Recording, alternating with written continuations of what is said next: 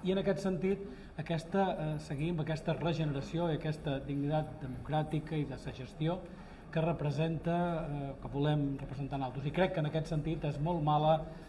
idea el que ha succeït aquests dies, que és estancament o s'anunci d'estancament de l'Oficina Anticorrupció. I a més, dir clarament que una vegada més hem vist com el president Marí no deia la veritat, o mentia directament, quan deia que no havia pogut declarar davant aquesta oficina, quan avui mateix hi ha una entrevista a un mitjà de comunicació important d'aquesta comunitat, en aquest cas de Mallorca, espero que també es publiqui aquí a Eivissa, els seus homòlegs el publiquin aquí a Eivissa, aquesta entrevista important perquè és el propi president de la comissió de l'Oficina Anticorrupció és que diu que se li va oferir a en Vicent Marí poder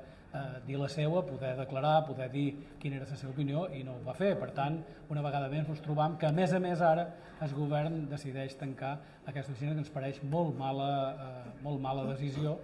perquè és important mantenir-la.